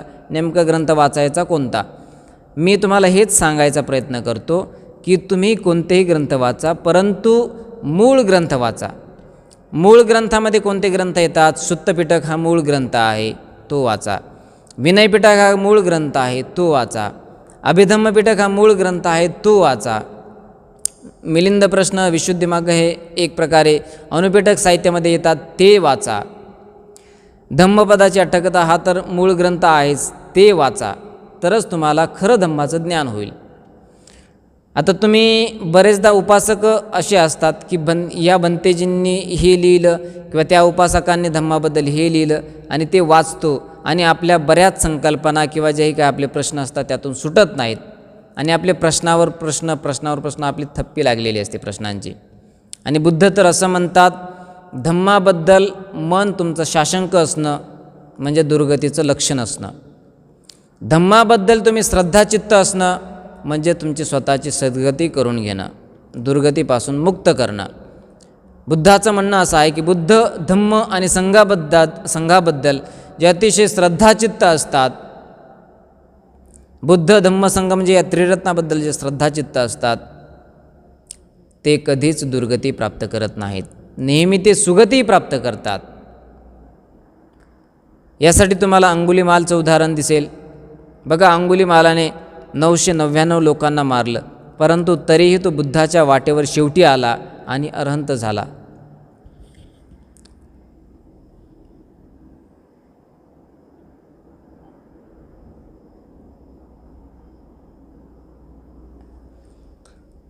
कॉल आला होता. अंगुलीमाल जसा अरहंत झाला, तसे बरेच असे आहेत, ज्या आम्रपाली असेल किंवा असे बरेच जे कोणी अधर्म काम करणारे होते, अधर्माचरण करणारे होते, ते देखील धम्ममार्गावर येऊन धम्ममार्गावर प्रतिष्ठित होऊन स्वतःला मुक्त करून गेले, स्वतःला अरहंत पदापर्यंत पोहोचवलं. एक मला कथा धम्मपदात ती फार आवडते, ती म्हणजे त्या आपल्या चक्षुपाल स्थविराची कथा. चक्षुपाल स्थविराची कथा काय सांगते त्याचा सार तुम्हाला मी सांगायचा प्रयत्न करतो. चक्षुपाल स्थविराची कथा अशी सांगते, यमक वग्गाचा पहिलाच गाथा, त्याची गाथा देखील मनोपुब्बा गम्मा धम्मा मनोसेठ्ठा मनोमया मनस्साचे पदुठ्ठेन भासती वा करोति वा तत्तोनं दुःखमन्वेती चक्कं वं वहतो पदं. दुसरी गाथा अशी आहे, मनोपुब्बा गम्मा धम्मा मनोसेठ्ठा मनोमया मनसाचे प्रसन्नेन भासती वा करोति वा तत्तोनं सुखमन्वेती छाया व अनपायिनी. या गाथाचा अर्थ काय? बुद्ध म्हणतात, धम्मपदाची प्रथम गाथा आहे. धम्मपदातील यमक वग्गातील ही प्रथम गाथा आहे आणि ब्राह्मण वग्ग हा शेवटचा वग्ग. एकूण 26 वग्ग आहेत आणि 423 गाथा आहेत. तर यमक वग्गातली पहिल्या गाथेचा अर्थ असा भगवंत सांगतात, माणूस जर म्हणजे काया वाचा आणि मनाने वाईट जर करत असेल तर त्याचं वाईट फळ मिळतं. म्हणजे या ठिकाणी बुद्धाचा कर्मवाद आला. आणि दुसऱ्या गाथेमध्ये, म्हणजे याचा संक्षिप्त तुम्हाला अर्थ मी सांगितला, दुसऱ्या गाथेमध्ये भगवंत असं सांगतात का या वाचा मनाने स्वतःसाठी इतरांसाठी जर चांगलं कराल तर त्याचं फळ देखील चांगलंच येईल. फळ हे फळ येणार नाही तर फळ हे महाफळ होईल. पुण्य फक्त पुण्यच राहणार नाही तर ते पुण्य महापुण्यामध्ये परिवर्तित होईल. यासाठी चांगलं काम करा. म्हणून बुद्धाचा कर्मवाद, बुद्धाने कर्मवाद शिकवला, बुद्धाने अकर्मण्यवाद शिकवला नाही, बुद्धाने आपल्याला अधर्माचरण शिकवलं नाही, बुद्धाने आपल्याला सत्यवाद शिकवला. बरेचदा म्हणतात बुद्धाचा वाद कोणता, कर्मवाद की दैववाद? कर्मवाद आहे. बुद्धाचा वाद कोणता, कर्मवाद की अकर्मण्यवाद? कर्मवाद आहे. बुद्धाचा वाद कोणता, दैववाद की वास्तविक वाद? वास्तविक बुद्धाने सांगितले म्हणून भगवंताचा वास्तविक हा कर्मवाद आहे. बरेचदा आपल्याला असे प्रश्न पडत असतात. असो, त्या धम्मपदाच्या प्रथम गाथेचा अर्थ असा आहे की काया वाचा मनाने जर वाईट करत राहाल तर त्याचं फळ वाईट येईल. ज्याप्रमाणे एखाद्या बैलाच्या पाठीमागे जसं चाक नेहमी चालत राहतं तसंच वाईट कर्म करणाऱ्या माणसाच्या पाठीमागे देखील तसंच दुःख लागतं. एखादा चांगलं काम करणारा माणूस असेल तर ज्याप्रमाणे त्याची सावली त्याला सोडत नाही तसंच सुख देखील त्याला सोडत नाही. आपल्याला काय पाठीमागं पाहिजे, सावली पाहिजे की ते बैलाचं चाक पाहिजे? बैलाचं चाक यासाठी की दुःख करण्यासाठी ते आहे आणि सुख करण्यासाठी सावली आहे. मला तर सावलीच आवडते, कारण की बुद्ध धम्म संघाच्या त्रिरत्नाच्या आधारे चांगल्यात चांगलं काम करत राहा, चांगल्यात चांगले फळ मिळत राहील. फळाची अपेक्षा करायचीच नाही. चांगलं काम करत राहिलं ना, फळाची अपेक्षा नाही केली तरी चालते.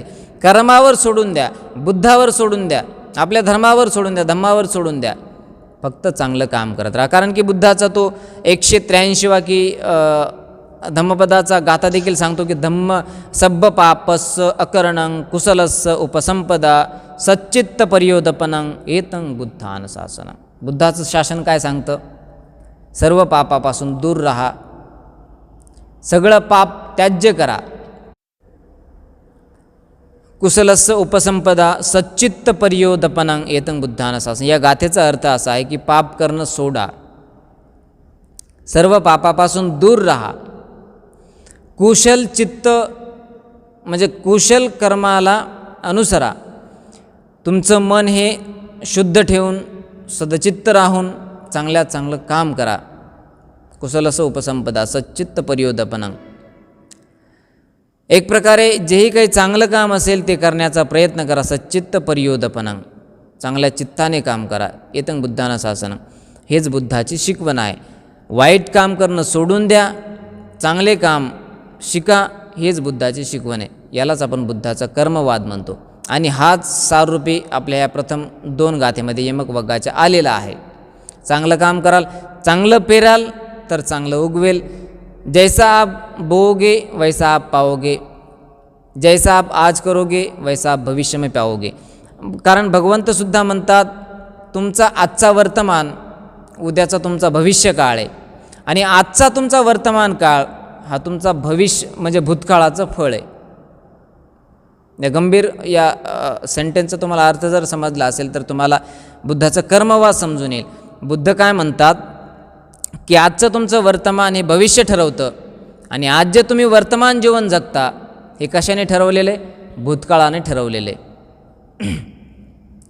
यासाठी तुम्हाला आज ही एक संधी आहे, धम्मसंधी आहे. धम्मसंधी ही सुवर्ण संधी आहे की जेवढं काही आपण चांगल्यात चांगलं करता येईल तेवढं चांगल्यात चांगलं करत राहा. जेवढं चांगल्यात चांगलं वागता येईल तेवढं चांगल्यात चांगलं वागत राहा. जेवढं काही चांगल्यात चांगलं म्हणजे दान देता येईल, धम्माचं पालन करता येईल तर तेवढं करत राहा. कारण की हेच तुमच्या नंतर कामाला येणार आहे. कारण भगवंताच्या गाथेमध्ये असं बऱ्याच ठिकाणी वाचलेलं आहे की भगवंताने डोळे एवढे वेळेस दान दिलेले आहेत की आकाशातील चंद्र आणि तारे देखील कमी पडतील. भगवंताने इतकं रक्तदान दिलं की आजचे जे हिंदी समुद्र, अरबी, पॅसिफिक महासागर हे सगळे त्याच्यासमोर फिके आहेत. इतकं भगवंताने रक्तदान दिलं. म्हणजे भगवंताची दान पारमिता पहा. डोळे इतके वेळेस दान देणं, आपलं स्वतःचं अवयव दान देणं, इतकं हे काही सोपी गोष्ट नसते. याला आपण परमार्थ दान म्हणतो. ज्यांना कुणाला बोधिसत्व म्हणजे बुद्ध बनायचं असतं त्यांना या बोधिसत्वाच्या स्थित्यंतरातून जावंच लागतं. जे 10 स्थित्यंतर आहेत, जे दान पारमिता, दान उपपारमिता, दान परमार्थ पारमिता, मग नंतर शील म्हणजे दानंच शीलंच नेक्खम, म्हणजे दान पारमिता एक असते, उपपारमिता एक असते आणि परमार्थ पारमिता, अशा 30 जीवनामध्ये 30 पालन करून माणूस बोधिसत्व अवस्थेत त्या पालन करतो आणि बुद्ध झाल्यानंतर त्या म्हणजे बुद्ध या 30ही पारमिता पूर्ण करून एक बुद्धत्व पदास प्रतिष्ठित होतात. म्हणून या पारमिता महत्त्वाच्या आहेत. तुम्ही दान द्या का नका देऊ, तुम्ही भिक्षूंना एखाद्या भोजनदान द्या का नका देऊ किंवा चिवरदान द्या का नका देऊ, ग्लान प्रत्यय, शयनासन, ध्यानासन इत्यादीचं दान द्या का नका देऊ, परंतु तुम्हाला जर तुमची मुक्ती करून घ्यायची असेल किंवा तुम्हाला जर दुःखातून मुक्ती प्राप्त करून घ्यायची असेल तर तुम्हाला हे करावंच लागेल. हे जे भिक्षूंना कारण की बरेचदा असे उपासक भेटतात की भंतेजी एवढं काय दान दिल्याने कुठे आम्हाला मुक्ती प्राप्त होते का, किंवा चिवरदान, भोजनदान हेच करत राहिल्याने काही मुक्तता प्राप्त होते का. बरेचदा अशी लोक अंधश्रद्धा पालन करतात. परंतु बुद्ध म्हणतात या दानबलाने, भोजनदान किंवा चिवरदान किंवा विहारदान या बलाने तुम्हाला तुमच्या मनातील तृष्णा कमी होते. माझ्या बोलण्याचा तुम्हाला अर्थ हा समजत असेल की दान पारमितेने तुमच्या मनातील तृष्णा कमी होते. मग तृष्णा कोणत्या असतात? कामतृष्णा असेल, भवतृष्णा असेल आणि विभवतृष्णा असेल. आणि या कामतृष्णा, भवतृष्णा, विभवतृष्णामध्ये एकूण 6 तृष्णा येतात, ज्या म्हणजे रूप, शब्द, गंध, रस, स्पर्श आणि धम्म ह्या तृष्णा. आणि याच्या एकूण 18 होतात, ज्या आतील आणि बाहेरील आध्यात्मिक 36 तृष्णा आणि बाह्य 36 तृष्णा. आध्यात्मिक 18 आणि बाह्य 18, एकूण 36 ह्या भविष्यकाळातील, वर्तमान काळातील 36 आणि भूतकाळातील 36 असे 108 तृष्णा असतात. या 108 जर तृष्णा आपण नष्ट केल्या तर निश्चितच माणसाला मुक्ती प्राप्त होते. मना तुमच्या भाषेमध्ये मोक्ष प्राप्त होतं किंवा इमॅन्सिपेशन मिळतं किंवा त्याला आपण इनलायटनमेंट देखील म्हणतो. जे काय तुम्हाला प्राप्त करायचं असेल ते तुम्ही या तृष्णेच्या नाश करण्यामुळे प्राप्त करू शकता. आणि ज्यांना कुणाला काहीच करायचं नसेल, अधर्म करायचा असेल, मग त्यांना हे धम्मपदही काही कामाचं नाही किंवा जातक अट्टकथाही किंवा त्रिपिटकही काही कामाचं नाही किंवा बुद्धसुद्धा त्यांना काही उपयोगाचा नाही. परंतु आपल्याला सद्धम्माचं आचरण करून एक किंवा हे जे षड अभिज्ञा बुद्ध सांगतात, दिव्य चक्षु, दिव्य बल असेल किंवा दिव्य स्रोत असेल, पुब्यनिवासानुसती असेल किंवा चेतोपर्यज्ञान असेल, दुसऱ्याच्या चित्ताने ओळखणं, हे काही सगळं तुम्हाला षड अभिज्ञा प्राप्त होतात. कधी? जेव्हा तुम्ही धम्माच्या पायऱ्यानुसार जात असाल तर. जसं तुम्हाला एखादा 1000 शिड्यांचा डोंगर चढायचा असेल तर तुम्हाला प्रथम पायरीपासून जावं लागेल. पहिल्या पायरीपासून तुम्हाला 100वी 1000वी गाठायची असेल तर तुम्हाला पहिली पायरी चढावी लागेल. मग पहिली पायरी ही धम्माची आहे. सद्धम्माची वाट तुम्ही ज्यावेळेस धराल तरच तुम्ही त्या 1000व्या पायरीपर्यंत म्हणजे निर्वाणाच्या अवस्थेपर्यंत पोहोचाल. अन्यथा ते तुमच्यासाठी अशक्य आहे, असंभवनीय आहे, इम्पॉसिबल आहे. मग त्यासाठी तुम्हाला धम्म आणि सद्धम्माचं अनुकरण करावं लागेल. 10 पारमिता ज्या काही असेल, दान, शील, नष्कर्म, वीर्य, पन्या, शांती, सत्य, अधिष्ठान, मैत्री, उपेक्षा यांचं पालन करावं लागेल. जेही काही पंचशील आहेत त्याचं देखील तुम्हाला पालन करावं लागेल. जेही काही 10 शील आहेत ते तुम्हाला आचरण करावं लागेल. जेही काही अष्टशील सांगतं, अष्टशिलामध्ये जे काही 5 शील ओव्हर होतात किंवा वाढतात ते देखील तुम्हाला पालन करावं लागेल. तरच तुम्हाला ती अवस्था प्राप्त होईल. तरच तुम्हाला ते एक सुख मिळेल, आत्मिक सुख मिळेल, मानसिक सुख मिळेल, आध्यात्मिक सुख मिळेल, अन्यथा नाही. कारण ह्या जातकाच्या आणि धम्मपदाच्या अट्टकथा यासाठी आहेत की माणसाला दुर्गतीकडून सुगतीपर्यंत पोहोचवण्यासाठी. माणूस जो अशांत आहे, दुःखी आहे, अतिशय विषण्ण आहे, दुःखी, खिन्न, एकदम विषण्ण अवस्थेमध्ये, डिप्रेस आहे, सप्रेस आहे, फ्रस्ट्रेट आहे, या सगळ्या अवस्थातून म्हणजे मुक्त करण्यासाठी म्हणजे एक प्रकारचा स्किझोफ्रेनिया असेल किंवा कोणती डिसऑर्डर असेल तर त्यापासून मुक्त करण्यासाठी धम्मपदाची अट्टकथा तुम्हाला एक लाभदायक साबित होऊ शकते. एक डॉक्टर तुम्हाला रोगापासून मुक्त करतो, त्याचं कारण असं असतं की त्या माणसाला रोग तो परत होऊ नये. तसंच धम्मपदाची अट्टकथा देखील, बुद्धाचं तत्त्वज्ञान देखील तुम्हाला हेच एक म्हणजे तत्त्वज्ञानरूपी तुम्हाला एक असं इंजेक्शन आहे जे तुम्हाला म्हणजे असे रोग होऊ देत नाही की असे कलह तुमच्या मनामध्ये जन्माला आणू देत नाही. जे काही बुद्धाबद्दल शंका घेणारे असतील किंवा जे काही पुनर्जन्माबद्दल शंका घेणारे असतील किंवा जे बुद्ध धम्माबद्दल शंका घेणारे असतील, हे पूर्ण अधर्माचरण तुमचं सुटून जाईल आणि एक प्रकारे तुमचं जीवन हे धम्ममय जीवन होईल, अधर्मी जीवन तुमचं नष्ट होईल. यासाठी ह्या कथा आहेत. म्हणजे तुम्हाला ह्या पण कथा वाचता आल्या असतील, त्या पंचतंत्राच्या कथा किंवा त्या अशा बऱ्याच कथा आहेत ज्या तुम्हाला भयकवणाऱ्या आहेत किंवा ज्या तुम्हाला त्या चांगल्या कथा यासाठी आहेत की त्या बालकासाठी समजावण्यासाठी ती योग्य. अकबरची कथा असेल, बिरबलची कथा असेल, त्या कथा यासाठी चांगल्या आहेत की त्या म्हणजे या बालकांना चांगल्या वळण लावण्यासाठी ठीक आहेत. हे अशाने की असं केलं तर तसं होतं, तसं केलं की असं होतं, बोधात्मक कथा आहेत. परंतु या कथा तुम्हाला जन्मासाठी कामी येणार आहेत. या कथा तुम्हाला आजच नाही तर तुमचं भविष्य बदलवणारे आहेत. आज तुमचं अधर्माचरण असेल तर भविष्य तुमचं सद्धम्मामध्ये घालण्यासाठी या धम्मपदाच्या आणि जातकाच्या अठ्ठकथा तुम्हाला कामी आहेत. त्या कथा फक्त तुम्हाला क्षुल्लक कारणासाठी आजचं जीवन तुमचं सुखी करण्यासाठी किंवा 1 घंट्यासाठी किंवा 1-2 वर्षासाठी किंवा 10 वर्षासाठी तुम्हाला त्या सुखी ठेवतील. परंतु धम्मपद आणि जातकाच्या अठ्ठकथा तुम्हाला जन्मांतराचं जे जीवनचक्र असतं किंवा जे बर्थ अँड डेथचं सायकल असतं ते तोडण्यासाठी, खंडित करण्यासाठी, जे अखंडित चाललेली तुमची नामरूपाची जी धारा आहे, नामरूपाची धारा ही आपल्याला माहिती नाही कुठून सुरू झाली, परंतु नामरूपाची धारा ही आपल्याला माहिती पाहिजे की ही या ठिकाणी मी खंडित करणार. नामरूपाची धारा अखंडित जी सुरू आहे तिला खंडित करण्यासाठी तुम्हाला धम्मपदाची अठ्ठकथा, जातक अठ्ठकथा, धम्मपदाची अठ्ठकथा कामाला येईल. वाचली तर कामाला येईल. अन्यथा मी सांगतो, मी प्रशंसा केली किंवा बुद्धही असं म्हणतात की धम्मगुरू सांगतात म्हणून मानू नका, मी सांगितलं म्हणून मानू नका, एखादा उपदेशक असेल त्यांनी सांगितलं असेल म्हणून मानू नका, किंवा एखादा चांगला ध्यानी असेल, कोणी मोठा असेल, महापुरुष असेल, महामानव असेल, त्यांनी सांगितलं म्हणून मानू नका. ते जे तुमच्या मनावर सत्य उतरेल, जे तुमच्या बुद्धीला पटेल ते तुम्ही अनुसरा. बुद्ध हे पुढे जाऊन बाबासाहेबांची एक व्याख्या अशी आहे की जे बुद्धीला पटेल ते बुद्धाचं, असं एक बाबासाहेब आपल्याला छानसं वाक्य देऊन गेले. आणि बुद्धसुद्धा असंच आहे, जेही काही तुमच्या बुद्धीला पटेल तेच तुम्ही अनुसरा. निश्चितच तुमचं कल्याण होईल, निश्चितच तुमचं मंगल होईल, निश्चितच तुमचं हित साधेल अशीच मी अपेक्षा करतो. बऱ्याचदा तुम्हाला काही लोक अशा हे करणारे असतील, क्रॉस करणारे असतील, म्हणजे हे योग्य नाही, हे योग्य आहे, हे अयोग्य आहे, हे चांगलं आहे, हे वाईट आहे असे सांगणारे मिळतील, तुम्हाला डिरेक्ट करणारे मिळतील, असे बरेच तुम्हाला गाईडसुद्धा मिळतील. परंतु तुम्हाला तुमच्या मनाचं, तुम्हाला तुमच्या बुद्धीचं अनुसरण करायला पाहिजे.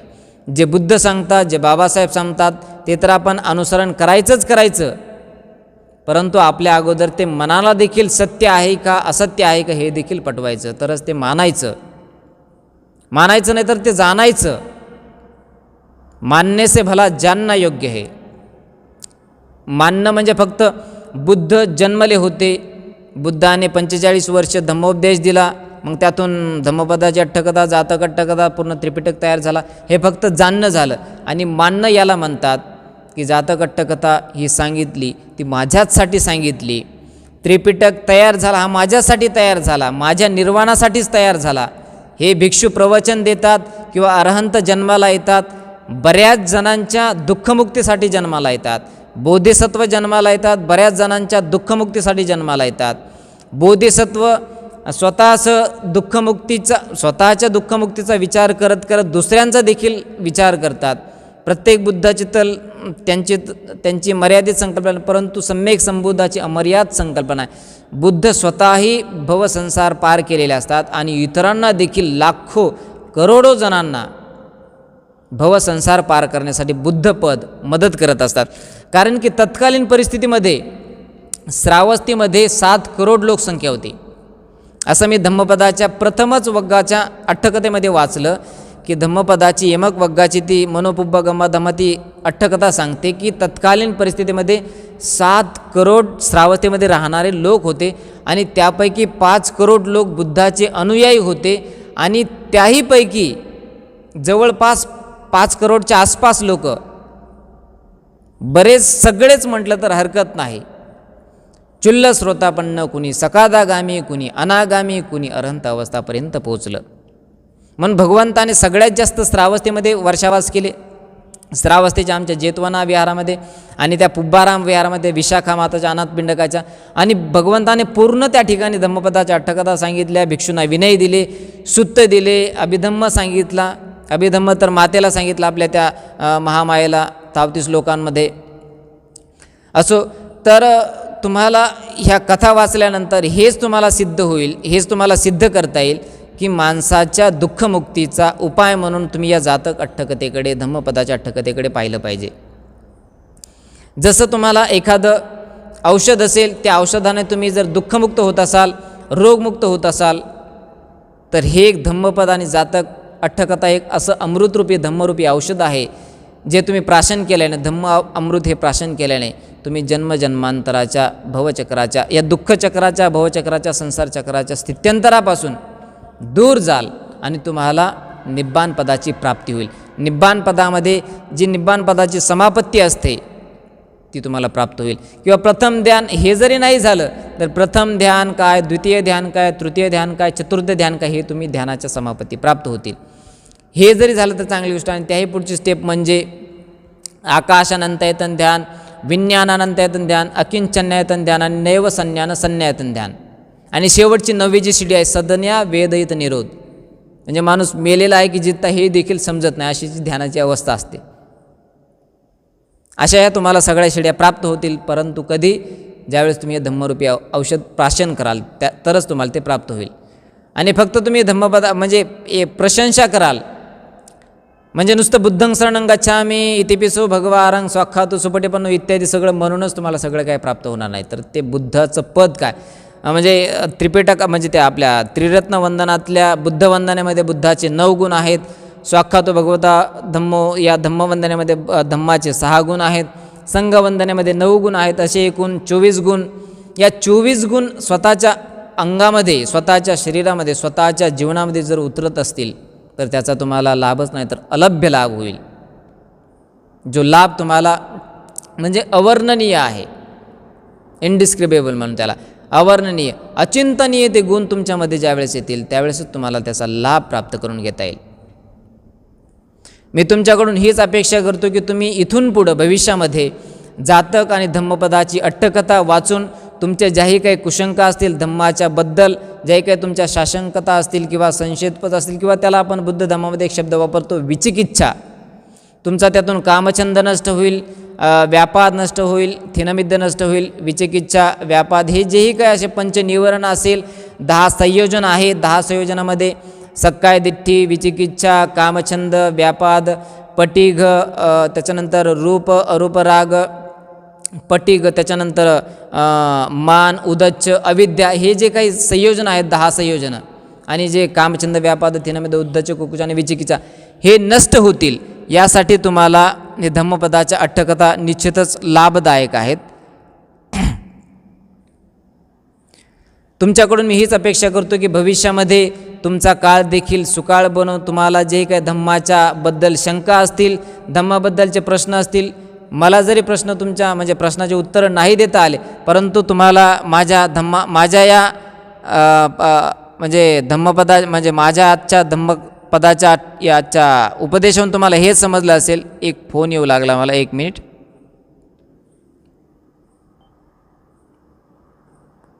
आजच्या या माझ्या उपदेशातून तुम्हाला हेच समजलं असेल की तुम्हाला धम्मपद किती महत्त्वाचं आहे आणि जातकाची अट्टकथा किती महत्त्वाची आहे हे तुम्हाला समजून घेणं किती महत्त्वाचं आहे, जेणेकरून तुमच्या ते जीवनामध्ये लाभदायक साबित होईल. माईक म्यूट आहे.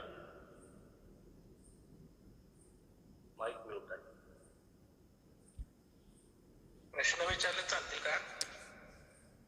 नाही सर, पण प्रश्न उत्तरांची भगवान बुद्धाच्या या जातक आणि धम्मपदाच्या अट्टकथेच्या श्रवणाद्वारे तुम्हाला तुमच्या मनातील जे काही प्रश्न असतील ते लवकरात लवकर शमो, आणि तुम्हालासुद्धा भविष्यामध्ये चुल्लस्रोतापन्न सकादागामी, अनागामी आणि अरहंत पदापर्यंतची अवस्था प्राप्त हो, जेणेकरून तुम्ही देखील भवसंसार पार करून एक प्रकारे किंवा असा देखील संकल्प करू शकता की मी मैत्रेय भगवंताला पाहू शकतो, माझी पाहण्याची इच्छा आहे, मैत्रेय भगवंताचा मी ज्येष्ठ उपासक होऊ शकतो, अशी देखील तुमची मनोकामना, इच्छा असेल, महत्त्वाकांक्षा असेल तर ती देखील तुमची पूर्ण होऊ शकते. जर तसं तुमचं पुण्यबल असेल तर मी सांगू शकत नाही, परंतु माझं एक ध्येय आहे की मी देखील अरंत होईल काही कारणास, म्हणजे काही दिवसानंतर किंवा काही वर्षानंतर माझ्या धम्माच्या आणि ध्यानाच्या बलावरती. अशी प्रत्येकाची तुमची देखील इच्छा असली पाहिजे, जेणेकरून तुम्हाला देखील तो अलभ्य लाभ प्राप्त करून घेता येईल.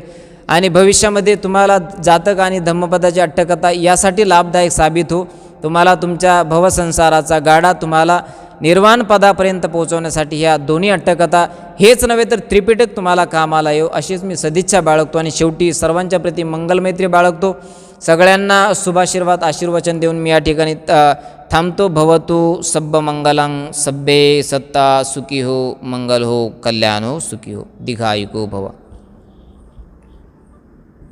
बंदीजी आप मला फोन येऊ लागले 1-2. बरं बरं, वेळ पण झालेला आहे बंदीजी. हां ओके ओके ठीक आहे ठीक आहे. आपण केलेली आहे. आपण आता आटोप घ्यावा अशी विनंती आहे. झाला आशीर्वाद गाथा तर झाला आता माझा. ओके ठीक आहे. सर्व उपासक आणि उपासिकांनी हात जोडायचे आहेत. आदरणीय बनते शिवली शाक्यपुत्र अंगुलीमालजी या आपल्या सर्वांच्या करिता मंगल कामना करणार आहेत. आपल्या सर्वांना आशीर्वाद देणार आहेत. त्यांची धम्मदेशना अतिशय सुंदर झालेली आहे. आता आपण सर्वजण त्यांचा आशीर्वाद ग्रहण करूया. सर्वांनी हात जोडायचे आहेत. जिथे बसून आहात त्या ठिकाणी असे दोन्ही हात जोडायचे आहेत. प्रत्येकी आपला माईक चालू करा आणि आशीर्वाद. आपला माईक बंद आहे. भवतु सब्ब मंगलं रक्षन्तु सब्ब देवता सब्ब बुद्धानुभावेन सदा सुत्ति भवन्तु ते. भवतु सब्ब मंगलं रक्षन्तु सब्ब देवता सब्ब धम्मानुभावेन सदा सुत्ति भवन्तु ते. भवतु सब्ब मंगलं रक्षन्तु सब्ब देवता सब्ब संघानुभावेन सदा सुत्ति भवन्तु ते. इचितं पतितं तुन्यं क्षिप्पमेव समिज्जतु सब्बे पुरेन्तु चित्तसङ्कप्पो चन्दोपनरसो मनोज्योतिरसो यथा. ऐरो आरोग्य संपत्ति सग्गसंपत्ति मे विचातो निब्बान संपत्ती विनाते समीच्छतु. सगळ्यांप्रती मंगलमैत्री. सगळ्यांचं मंगल हो कल्याण हो भवतु.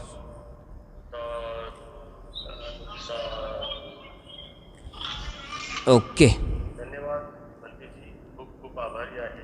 खूप विस्तृतपणे आणि सखोलपणे अभ्यास करून आपण मांडणी केलेली आहे.